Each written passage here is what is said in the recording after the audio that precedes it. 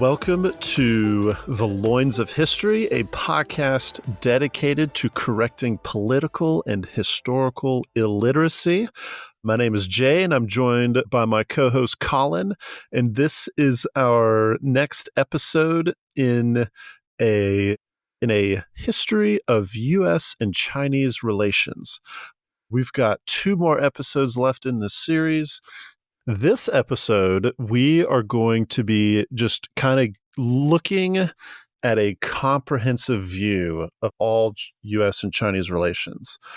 We've kind of walked the dog starting in the 1830s in the First Opium War on how the U.S. and China really started getting involved with one another, both politically and economically and religiously. And we've tried the best we could to tell the story of how we got to where we are currently at today, because we believe it is super important that if you're going to understand the current state of play between the United States and China, you have to understand the history. And that history didn't start in 1950. It actually started 120-ish years prior to that. And we've attempted to tell that story in this series. So with that, Collin, you want to get us started on a recap, and then we'll have a discussion afterwards. Yeah, absolutely. It's been a long road, but a very rewarding one. So in the news, if anybody's been watching the news, following social media, you're seeing it looks like a growing tension between the US and Chinese. I think that's been the case for the past decade or so, with rising tension in trade disparities. Obviously, that was one of Trump's big points, in Taiwan. And I think that a lot of Americans perceive the Chinese, they see the red flag, and they see the Chinese government as very similar to like the Soviet Union. And it's kind of like in the US mind, we try and see that they're communists, the Soviets, were communists. So they're one and the same, and we can treat them the same. And it's kind of the same government, same culture, same problems, same conflict, just different countries. Feels like another Cold War. Exactly. And that's not at all the case. As we talked about before, the Russians and the Chinese, now they're buddy-buddy now. But for a long time, they had their own Cold War. So there is a definite difference. And if we're going to continue to either bridge the gap between the Chinese, or we're going to ultimately go into conflict, we as Americans and the world writ large, our listeners worldwide, need to understand the way that China got to this point, or how China got to this point. So between the US and Chinese, let's go back to the Opium Wars. Those are some of our first episodes here. So the Opium Wars were fought between the European powers at the time, England, France, etc., and the Qing dynasty. And it's interesting that the Qing dynasty lost so badly. And I think this left kind of a scar, and this began the century of humiliation. And I think it's been deeply imprinted on the minds of the Chinese government, this catastrophic loss, because it wasn't just like World War II, where it was 2 powers going at it, and it was kind of bloody, and it was back and forth. This really was the Western powers coming in and dictating to the Qing dynasty what exactly was going to happen. The British came in with gunboats that just blew the Chinese Navy away. If you can even really call it a navy, they came in, they imposed rule over the Qing dynasty, humiliated them on the open water and militarily.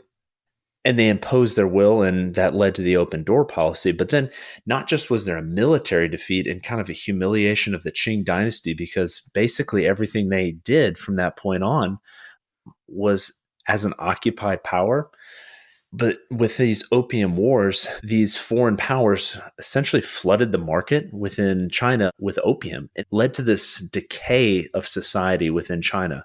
So if you've ever been to like some of these major cities in the US now, you can see that open air drugs have become a real problem. And it just leaves kind of this stench on a city. And I don't just mean like a physical stench, but like a stain on a city. And you see open air drug use, and you just kind of have this feeling like businesses leave, people leave the cities. They want to get out of there. It's this open air drug use. People become more violent. Crime goes through the roof. That was basically happening all over China as this opium became readily available and was encouraged and basically trafficked by European powers into the Qing dynasty. So you had this great empire subjugated to foreign powers for the first time, really since like the Mongols, almost 700 years, 600 years before. You had the average Chinese being subjugated to drugs and degradation of society. And then now you have foreign missionaries coming in who did some good. They built hospitals, they built schools. If you remember, Sun Yat-sen ended up going to a Christian missionary that was started by missionaries. He was educated there. So there were a lot of great things that these missionaries did. But one of the things that the Chinese now looking back on see that as an encroachment on their heritage and their history and their culture as trying to change it to something more westernized, something that was not Chinese. The Chinese history has been around for 3,000 years, almost 5,000 years, I guess, if you want to say that, with I think the Tang Dynasty. I'll have fact check me on that, but it's been around for a long time. And they viewed this as something so foreign that it was almost an affront to them. And if you remember, that led to the Taiping Rebellion, and the Taiping Rebellion killed 20 million people over the course of about 14 years, where you had someone who believed that he had received visions of Christ and led this rebellion where 20 million people were killed. Oh, and by the way, the Qing dynasty was really powerless to act against it. European powers sat back and watched it happen. This culminated with the fall of the Qing dynasty at the turn of the century and the Boxer Rebellion, if you remember that.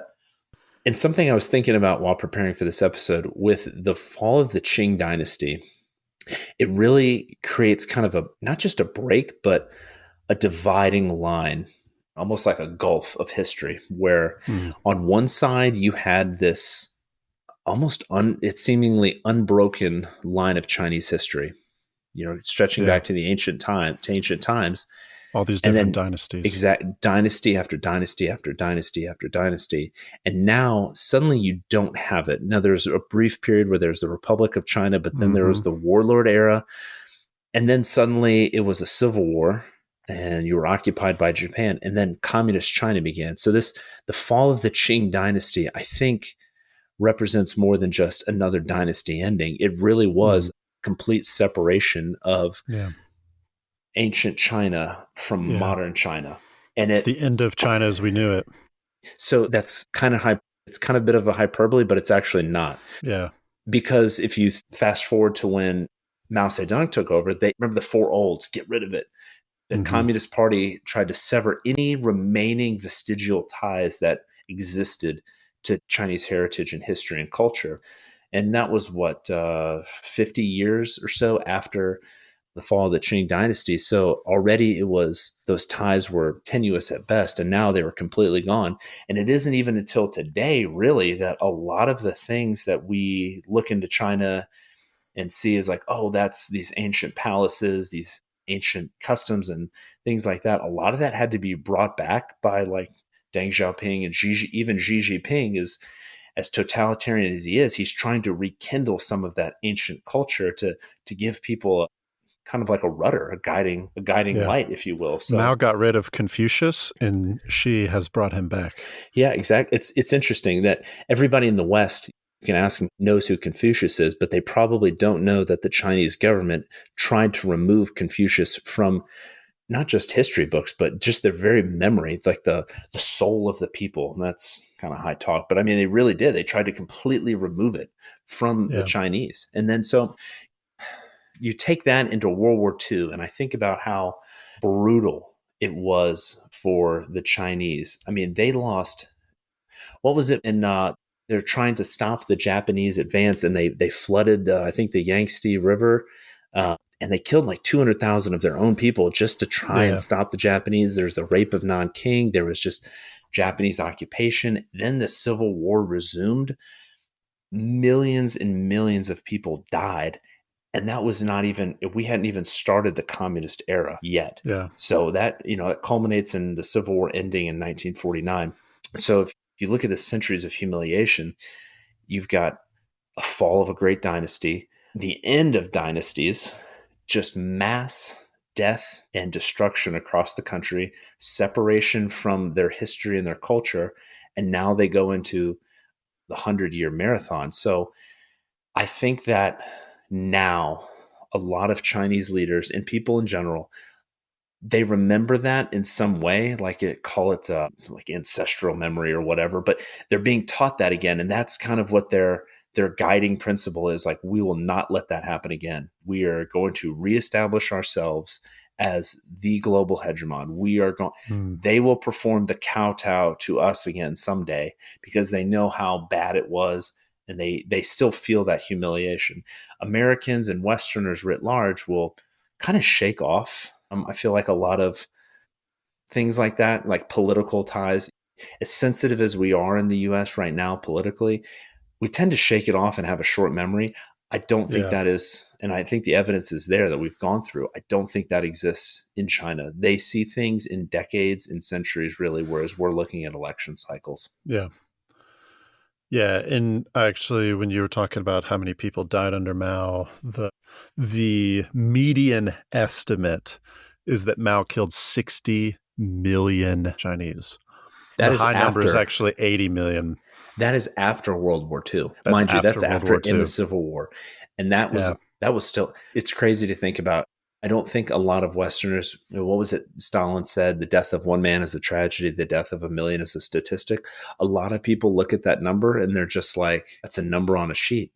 They don't really see it as, remember back to the episode we did on the Great Leap Forward, or the Leap Forward, the Great Leap, where parents were forced to bury their children for stealing food because they were starving to death. They don't see stories like that. They see numbers on a spreadsheet. There's a lot of people who are alive now that probably still remember those days. Deng Xiaoping did. Xi Jinping probably does. Was it the Cultural Revolution ended in 1976? Yeah, see that, and that's there are another. definitely people alive who remember that. That's the Cultural Revolution and the Great Leap were probably two of the most defining moments of the Mao era, and really Chinese communism up until this point, because it showed what a catastrophic failure communism by itself will be, and government-driven economics. And then the Cultural Revolution, how, in sales and business, there's kind of this idea of like, well, you're going to get more of what you incentivize. So if you incentivize something, you're just going to get more of it.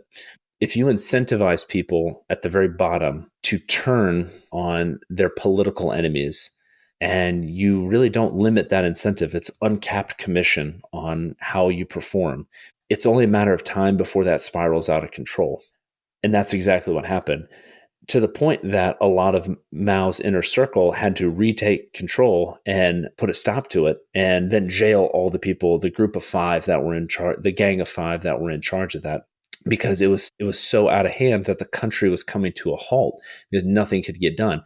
And oh, by the way, it looks a little familiar, because who were the leaders of that?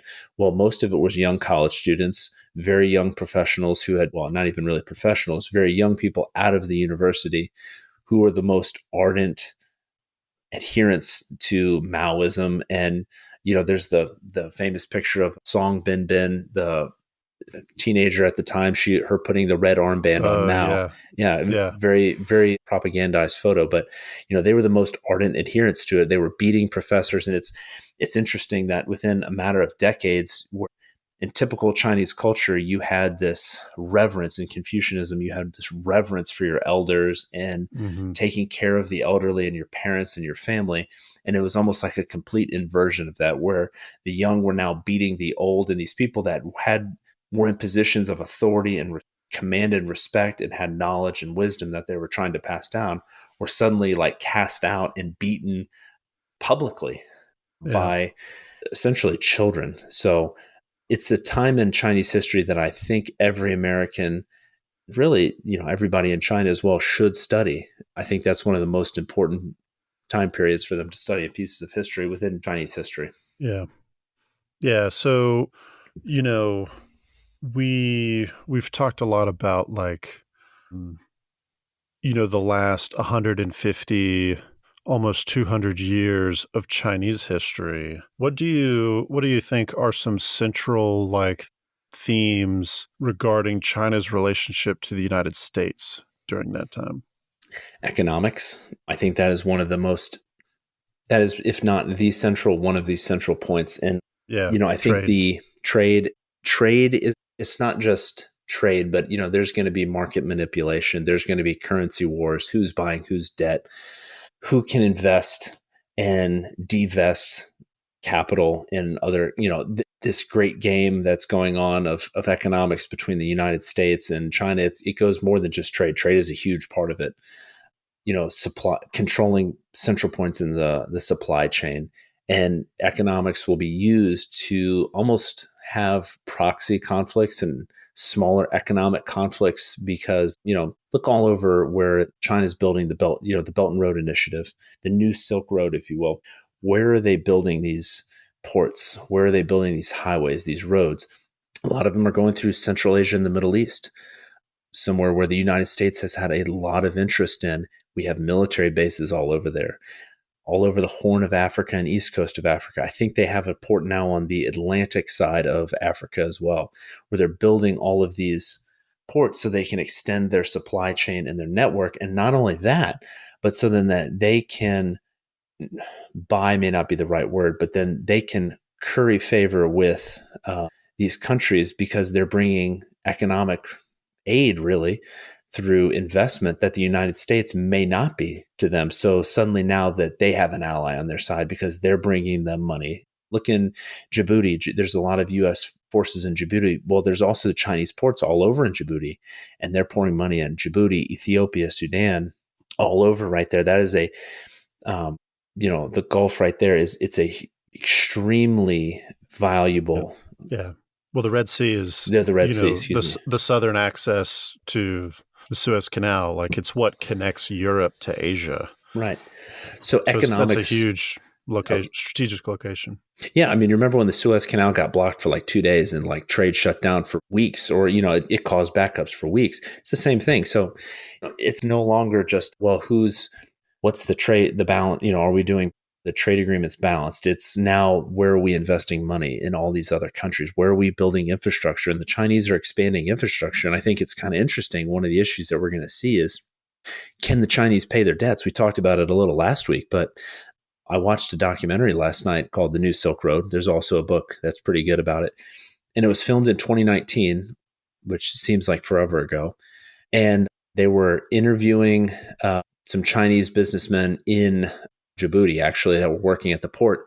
And they were talking about how they weren't profitable at this point, and they were having loss after loss after loss. But they said Beijing would eat the cost because they were ambitious. And now, I think if you remember, and Jay, you can talk about this article that you sent just recently about Evergrande. And is China going to be able to pay all of these projects? Are they going to continue this gravy train of projects? Well, exactly. That's going to be the problem. What happens then? Who takes the ports? What are they going to do when they call in these loans? They can call in a loan all they want, but are they going to invade this country to try and get their money back? How are they going to pay their debts? Or are they going to pay their debts to us? Are they going to call in the debt they owe, or we owe them?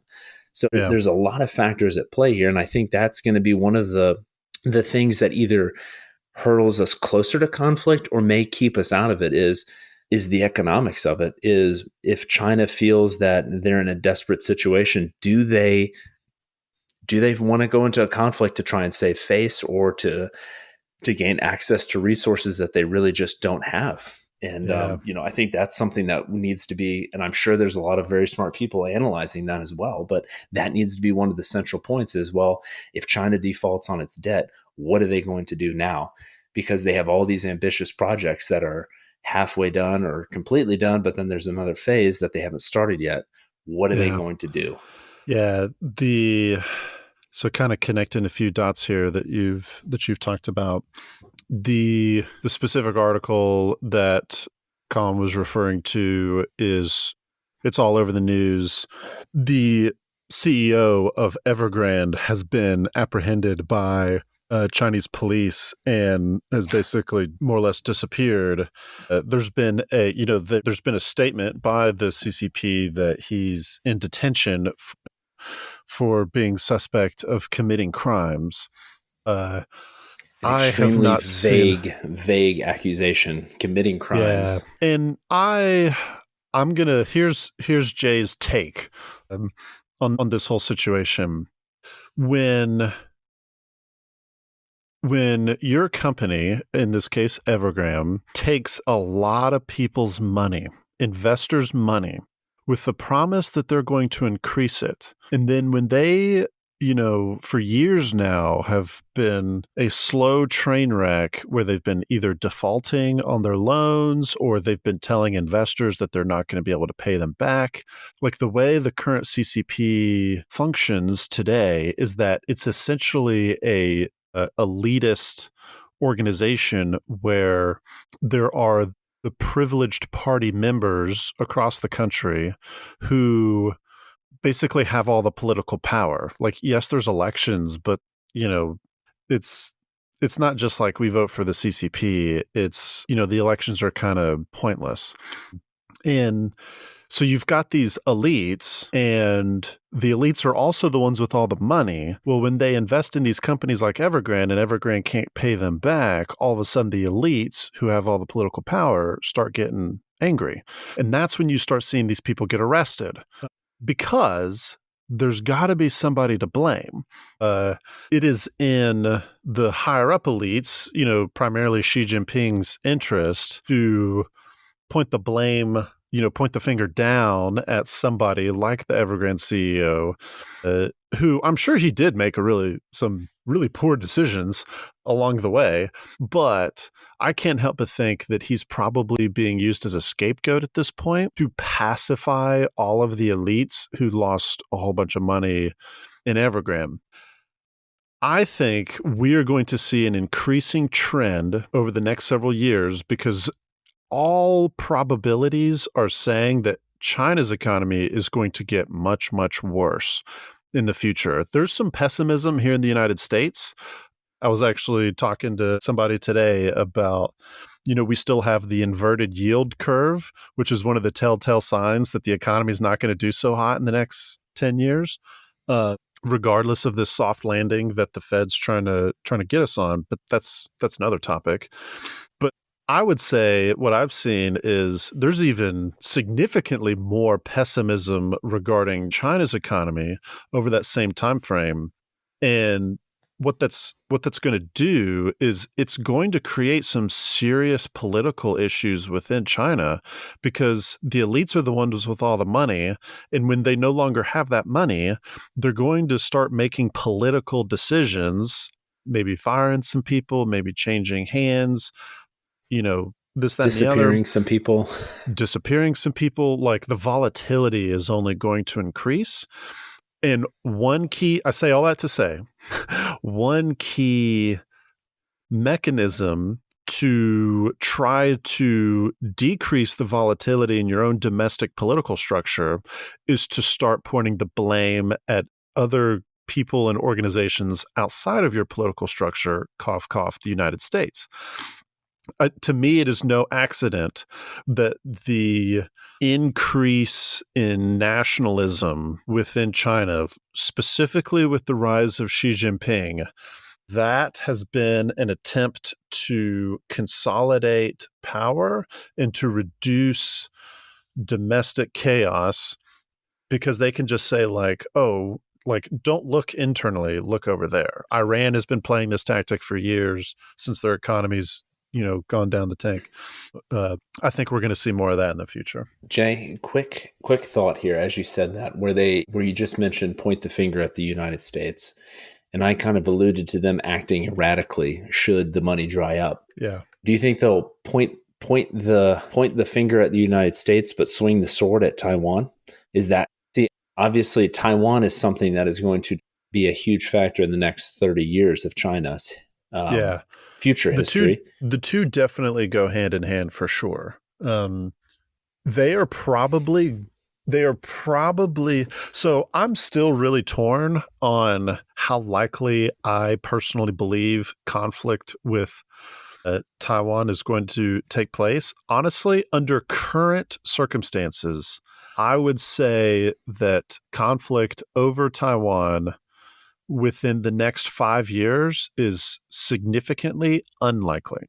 10 years, I would say it's unlikely. And beyond, just for the sake of proving the point, however, indefinitely, like if we were to extend that time horizon indefinitely, I would say that conflict over Taiwan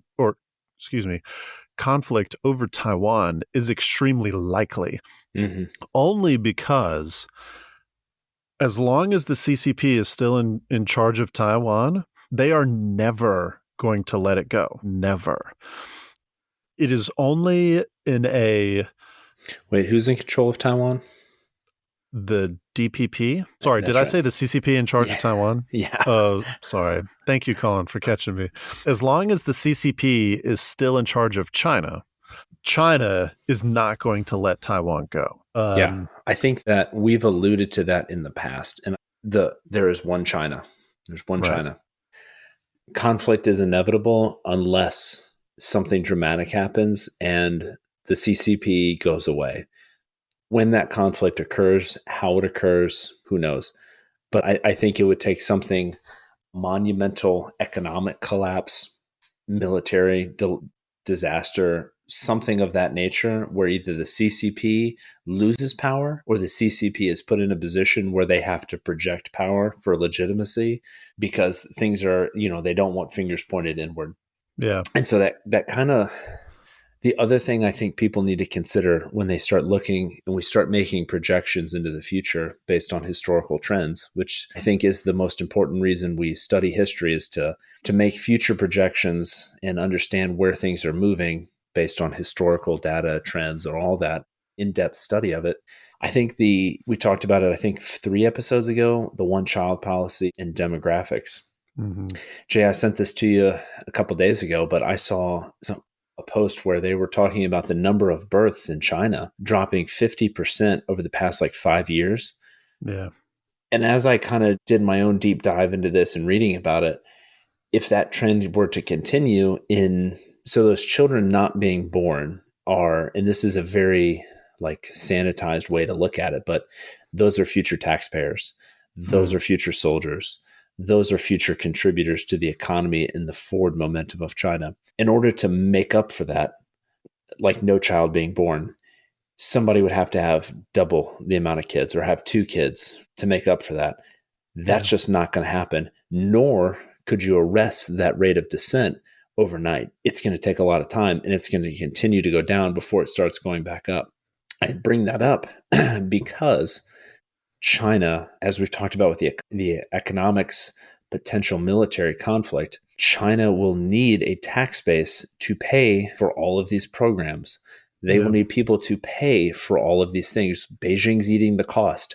How are they going to get the money if they don't have the taxpayers? How are they going to have the money if they don't have the workers to finish the projects? How are they going to fight a war if their population is aging and dying more dramatically than it is anywhere else in the world? We've already gone over that. And that was just public information that we were able to gather. That may not be accurate. That may be something that has been fudged by the CCP. They're notorious for it. It might have happened. So I think over the next, so let's say those numbers that I referenced were starting in 2015 or 2016. In 30 years, that's 2046. That's basically your fighting age population for the next couple of years, and your prime taxpayers. They're not there anymore. What's China going to do? Their next door neighbor to the south, who they've already been at war with, India, their population is not going down. They're also an ambitious country. Who is going to be the biggest kid on the block in Asia once China attacks Taiwan or decides that they're kind of a stumbling block on their new Silk Road? And maybe India wants to be the big kid on the block. I think that's something to consider. That's much further off in the future. Yeah. But I think as we start adding things together, that's a possibility. Yeah. I'm not sure, because I'm definitely not a Indian scholar by any stretch of the imagination, but I don't see India being a regional competitor against China anytime soon. Yes, they have a large population. There's a ton of really good expertise. Like they have a pretty decent university system. But the reality is that India is ridiculously corrupt. People said the same thing about China in 1970. Yeah, that's true, and that's But fair. I But I guess that's think my we've only. seen China still not. No. And I'm not saying there will be a conflict. All I'm saying is relating it to demographics, there is an issue. I think that's going to be one of the defining things looking forward as the US relates to China. What is China going to do about an aging population? An aging population far larger than the aging population in the US. Right now, we're dealing with boomers. Well, once boomers are gone, Gen X is much smaller than millennials. It's kind of, they're all the same size. It's almost like a column type of population. So, Yeah, Social Security will be gone, but, at that point, population stabilized. What's China going to do? They're still an inverted pyramid at that point. yeah, I think that's going to be one of the things that they're going to have to deal with. And it's going to be something that is central to every decision they make, whether implicitly or explicitly. I'm not saying they may go to conflict with India. I hope they don't, because that would be a lot of lives lost. I'm simply saying that as India's in 50 years, India maybe, have 500 million more people, much larger, 500 million more people than China might, and their population would still be relatively young compared to China's. yeah, yeah. I personally believe that the more unstable a country it is, the more unstable a country is culturally, politically, like in all the metrics of stability, economically, the more prone to conflict it is. Now, and I think Japan is the quintessential example of Japan, Japan's economy. And we don't talk about this very much, but Japan's society was very much in chaos in 1936 when the Marco Polo Bridge incident happened, 1941 when they attacked the United States and Great Britain and the Dutch and the Philippines. Like there was this ultra nationalist government led by Tojo that was very anti-communist. They wanted to fight the Russians. They wanted to fight the United States. Like they wanted economic resources, and that drove them into conflict. So like I see your point, and I don't disagree that China may want to start a war over Taiwan, but the reality is like their economy is not doing so hot. Their Right. demographics are not doing so hot. There's a lot of factors about China that's not doing so hot, but yet I actually think that increases the likelihood for conflict because people like decision makers aren't necessarily rational. I No. think World War I is a great example. If you read Barbara Tuchman's The Guns of August, like she does such a good job of describing the feel of what it felt like to be in August of 1914. Like, even though it didn't make any sense whatsoever to go to war, all of these different, these various monarchies and other countries, they wanted to go to war, even when it didn't make any sense. And They that war felt lasted. compelled, even if they didn't want to. They felt compelled, like they had to fight. There's a lot Yeah. of that is Well, such an Russia. interesting time. Yeah, and I think Russia is the good example there because Russia, in 1914, they had their society was not stable. And we all know, was it 1917 when the October Revolution? Or was it 16? 1917. Right? Like they were only a few years away from completely overthrowing and like completely dismantling their political structure. That doesn't happen without pre-existing conditions being present for a really long time. And yet the Russian aristocracy in 1914 was super excited to go to war. Like, they wanted it. And the Tsar was like, heck yeah, this is great. And they were all juiced up on nationalism. They're going to go fight the Germans and the Austrians to protect the Serbs and their Slavic brothers. And it did not work out well for Russia. No. Like, it didn't make any freaking sense. Well, so it didn't make sense for anybody. I don't want to get sidetracked. That was such a do another my podcast point about is that. like right. My point is that as we see, like, it is cause for concern as we see China begin destabilization. And that word begin is extremely important because, and as you were talking, Colin, I was thinking about the Qing dynasty. Like, the Opium Wars happened in the 1830s, 1840s, right? 41. Right. The Qing dynasty was still around for another 70 years. Yeah, it was like 1910, 1911 when Yuan Shikai and Sun Yat-sen, Puyi was whisked off to the Forbidden City. Right. Like, that's a long time. I think, so kind of going back to what we were saying about like likelihoods of conflict over Taiwan, I think we will see a conflict over Taiwan before we see the CCP collapse. I don't think that we have seen any indication that the CCP is on the brink of losing their grip on the Chinese political structure anytime soon. And just to kind of close the point here, it's like the Qing dynasty lost some major wars in the Opium Wars. The Taiping Rebellion didn't happen for another, 15 or 20 years, right? It's like the 1850s, 1860s, maybe? 1850s-ish. I'm kind of shooting from the hip there. The Boxer Rebellion wasn't for another 40 to 50 years after that, right? In 1900. And the Qing dynasty survived. They survived the Taiping Rebellion. They survived the Boxer Rebellion. They survived numerous other attempts, localized attempts to remove them from power. And they survived. And it wasn't until just, they kind of whimpered away when, the little baby Puyi was whisked away. And it kind of went out with a whimper.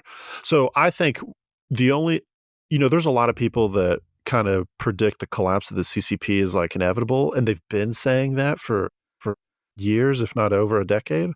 I disagree with that. I think that we're nowhere close to seeing the CCP go anywhere. And it's more likely that a conflict with Taiwan will happen before the CCP goes anywhere. Jay, you made a great point without even realizing it, I think. Ooh. A lot of people have been predicting the fall. To expand on that, I think because of, I don't know if it's Hollywood or, everybody knows when you say Armageddon, everybody knows what that is. But that kind of defines our ideas of how civilizations and dynasties fall. Like Rome, all of these other ones, we think it's this epic battle, and at the last gasp, the empire falls. That is almost never how it happens. Yeah. That's a plug for a future podcast series, FYI. We just gave a hint on what our next series is going to be. But with China, you're right. The Qing dynasty existed for 70 years, 80 years almost, in getting the snot kicked out of them before they finally went away. Right. That's the same thing's going to happen with the CCP no matter what. There's not going to be this Black Friday economic event where all the money's gone to zero and everybody panics and it just suddenly evaporates. That's just not how human nature. It's decades. It is decades. Right. And then finally, it's kind of like the end of the Soviet Union. It wasn't like the Berlin Wall came down and everything ended in this. They just decided to surrender at the U.S. firepower. It was that they ran out of money and the ability to run the government. And it was like Kazakhstan was the last member of the Soviet Union, little known fact. But these countries just started saying, hey, we're free. And the Soviet Union just said, hey, okay, we can't really do anything. Sorry. And then they just dissolved. In like 91, it was just kind of like every country was like, hey, we're kind of done with this. We're going to self-determination. We're going to go do our own thing. Yep. And that was years and years and years and years and years in the making. It wasn't an overnight event. I think that's how people need to start perceiving how the CCP is going to behave over the next few years.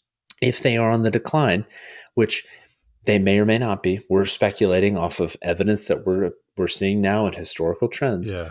if they're on the decline, it's not going to be tomorrow. It's not going to be in 5 years. It's not going to be in 10. It's going to be in decades from now. Yeah. I will say, though, well, actually, let me say two things. The first one, it's not a guarantee that the CCP will ever fall. Yeah, exactly. I think Great Britain and the United States are two good examples of where, like, you can have extremely destructive civil wars, and your political entity it changes a little bit, but like, if you think about the American political system, we didn't stop being a democratic republic. Like, Congress didn't change. We didn't do what the French have done over, the last couple hundred years. And that is like literally changed from being a monarchy to a republic to a parliamentary republic, back to Bring a monarchy. Back Napoleon. Like, yeah, it just because you have even a civil war, that doesn't mean that your political structure is going to fundamentally change. The English Civil Wars in the 1600s and the American Civil War in the 1800s. Like, I say that to say, like, China could have a straight up civil war, and it's not a guarantee it could. It just depends on who wins. Mm-hmm. With that being said, though, and this is my second thought, is I personally do not see the CCP as a sustainable political institution. And I would just go right back to the Soviet Union as the best example for that. I don't know when it's going to collapse, but I can't help but think it's going to collapse at some point.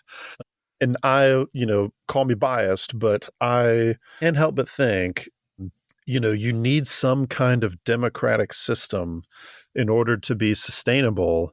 And the Soviet Union showed us, and just the current totalitarianism that we're seeing in China today, I don't believe it's sustainable.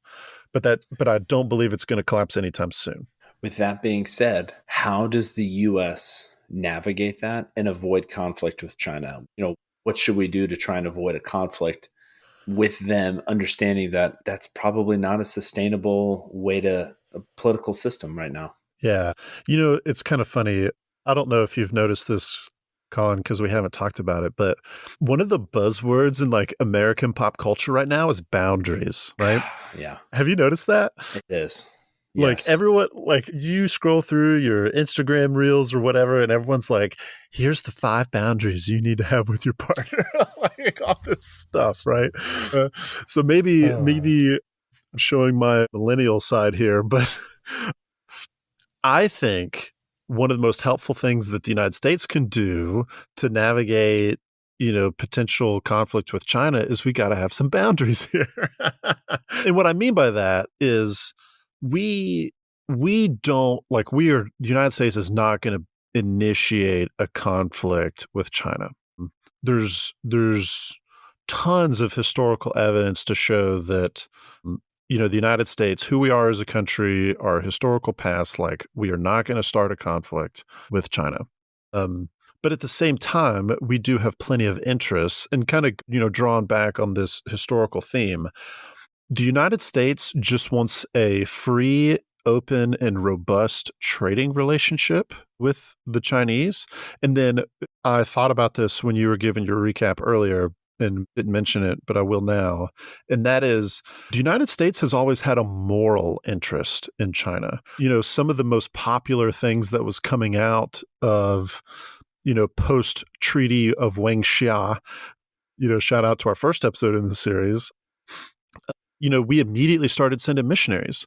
And some of the biggest news articles back in the 1800s was about particularly American women, who were extremely vocal about abolishing the practice of foot binding.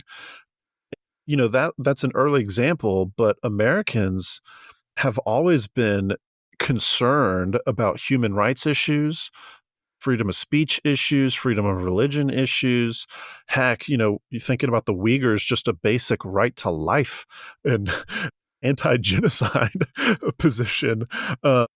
Like, we have always had a moral interest. I mean, even President Bill Clinton, we talked about either last episode or episode before last, about like making the trading relationship dependent upon human rights issues. So say that to say, going forward, it's perfectly fine to have a robust trading relationship with China.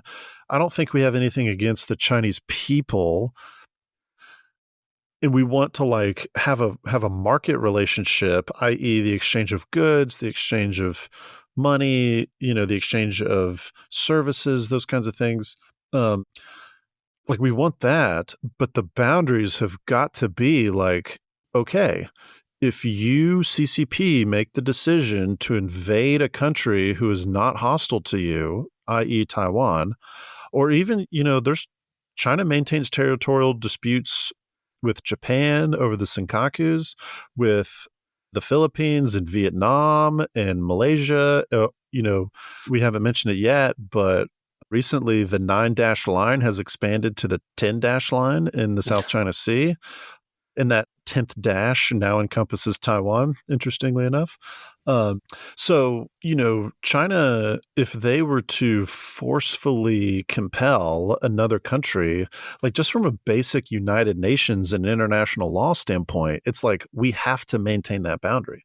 We have to be willing to say, okay, somebody has to stand up and say, we are not going to tolerate this kind of behavior. And I fully support, an international coalition saying like, no, maintaining the post-World War II international order. There are rules and you will play by the rules. And if you don't, we can and will compel you to do so. That's not American imperialism. That's the UN and the principles upon which UN was founded and what, these over 100 nations agreed to when they signed the UN Charter.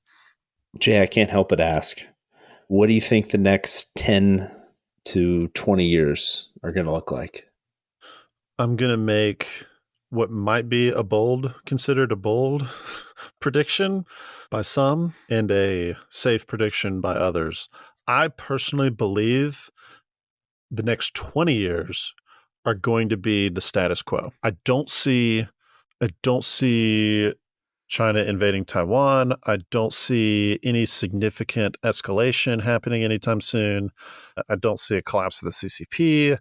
I think it's going to be more of the same. Hopefully, a lot of this depends on Xi Jinping. He's in his 60s. Within the next 20 years, he's highly likely to die just due to age. I think he does not want, he's going to see Vladimir Putin, and he's not going to want his legacy to be that of a failed attempt. And unless it becomes extremely clear, and sorry to be clear, a failed attempt of invading Taiwan, unless it becomes extremely clear that he's highly likely to succeed, he probably won't do it. And I don't think we have any reason to believe that if China were to attempt that they would be successful anytime soon. I want to make a bold prediction and say that in the next 8 to 10 years, there is a conflict over Taiwan. Oof. I think there's a lot of publications out there. Defend yourself. There's a lot of think tanks that have been predicting 2026, 2028. I think it's closer to 2030. I think there's whatever next economic or international crisis there is, similar to COVID or whatever, that pushes the internal pressures in China. It forces them to make a rash decision. And I think that's the decision that they choose to invade China or to invade Taiwan. I don't know what that conflict will look like. That's beyond me at this point. Whether the US and China get into a hot war, I don't know. Whether it's we don't even back Taiwan at all, or whether we're dropping nukes on Beijing. I don't know what that looks like. But I think in 8 to 10 years, there's a conflict. I think within 20 to 25, there is a massive internal political upheaval in China, probably around Xi Jinping's death and his successors. Who knows what that's going to look like? So I think that's within 20 to 25. I think the economic, I do think that the invasion of Taiwan goes very poorly for China. Maybe they take over the island. Maybe they take over the island, but I think it goes very, very poorly and sets up the following decade where conditions are ripe for political upheaval and turmoil internally. I think that's where the next 20 to 25 years brings us. Yeah. I would also, you bring up a really good point about, I agree with you that when Xi Jinping dies, that will very much be a crisis point for the CCP. Just the way he does business is very similar to Mao. I think China was very fortunate that someone like Deng Xiaoping was around, a shrewd moderate was able to kind of take the reins from Mao. There's no guarantee that there will be another Deng once she passes. So that will definitely be a crisis moment, and we'll see what happens. Great point. And just to kind of wrap things up, Jay, what it's kind of an interesting, fun question, but what do you wish every Chinese citizen knew about the U.S.? Short and sweet. What do you think? What do you wish they knew about the U.S.? We don't hate you, and yeah, and I've kind of made this point a few different times in a few different episodes, but it's like one of the more unfortunate things, that's putting it mildly, things about what's going on in China today is there's like this North Korean-esque educational system where, average Chinese citizens are being taught by the CCP that America writ large hates them, and that we are just chomping at the bit to destroy their civilization, do all these things. And it's just like, it's not true. If you were to go, ironically, I think this is one reason why China is trying to curtail student visas here to the United States, is because like these students come here and they're like, oh, wait a minute, it's not bad at all. It's actually kind of nice. SoCal is one of the most beautiful places on the planet. Like, like there's all these reasons. Florida is great. Like it doesn't fit the narrative. And like I hope, average Chinese person could just know, average American, literally, like, it's not that they don't care. It's just that we have nothing against China. Honestly, one of the ironies here is, I think our listeners will know that Collin and I are fairly anti-communist from an ideological and practical standpoint. But at the same time, like, it's not really our generation's thing to blame all of our national woes on the commies, as, maybe generations before us, that was a thing, that grew up during the Cold War and, had to deal with the Vietnamese, the Chinese, the North Koreans, the Soviets. With that being said, it's like, even though China is a communist country, I think average American everyday citizen is just kind of neutral about China. There's nothing to hate. We don't love China. I don't think there's a cultural fascination, so to speak, although there have been times in American history where there has been a cultural fascination with China. And I guess the reason why I want them to know that we don't hate them is I think that would deflate a lot of the contention between us and them. Is, we don't hate you guys. We're not out to get you. Let's peaceably move about our business. That's a good answer. Well, Collin, let me ask you a similar but slightly flipped question. What do you wish every American could know about China? Communism does not define China. And what I mean by that is communism has existed in China since the early 1920s, but it hasn't been the dominant political party since 1949. There are thousands of years of history. As we've talked about, there are recent decades where a lot of moderate Chinese culture has emerged from the shackles of communism. And it doesn't, similar to what you're saying, like the average American doesn't hate the average Chinese person and vice versa. Like the average Chinese person is not a bloodthirsty Bolshevik. Does not define the country or the people or the culture. It is a very large part of it right now because that is the dominant political party, and they make a lot of decisions, so they control the daily lives. However, it does not define the way that they think, doesn't define a lot of their future decision making. And there's a lot more to the country and its people than just communism. And I think we get sucked into the trap where we associate like North Korea, China, the Soviet Union, kind of all Cuba, all kind of together, and we lump them into communist bad, communist all the same. And that it's really not. There's a lot of nuance. There's a lot of uniqueness to each of them. Yeah, no, that's good. I like that. Last question. To ban TikTok, yes or no? No. Ban it. Get rid of it. Now. I knew that was going to happen. Throw it out. Throw it out. Get out of here. Here's why. Should you have TikTok on your phone? Abso-freaking-lutely not. Your data, and not just the data like that's on TikTok, literally all the data on your phone is going straight to a server somewhere in China. Like when you download that app and you accept the permissions, like you just open the door for the Chinese government, the CCP, to take all of your information. We could do a whole nother episode, but long story short, listeners, there has been a law in China for quite some time that all information that Chinese businesses collect, whether that's collection on Chinese citizen or in the case of ByteDance, the parent company of TikTok, it's international users as well. All information must be shared with the Chinese government. Now, that doesn't mean that they're actively looking at it, because frankly, they probably don't care about, the CCP doesn't really care about you or about me. They might care about Collin because he's a stud. Yeah, and on the list. But nevertheless, I think that's enough to where you shouldn't have it on your phone. Now, ban it, get rid of it. I actually agree with Rand Paul, who, as much as I disagree with libertarians, I actually agree with Rand Paul that if we were to ban TikTok here in this country, we become one step closer to being more like the CCP. I think freedom of speech, freedom of business is important, freedom of commerce, and I'm not quite there to just ban TikTok.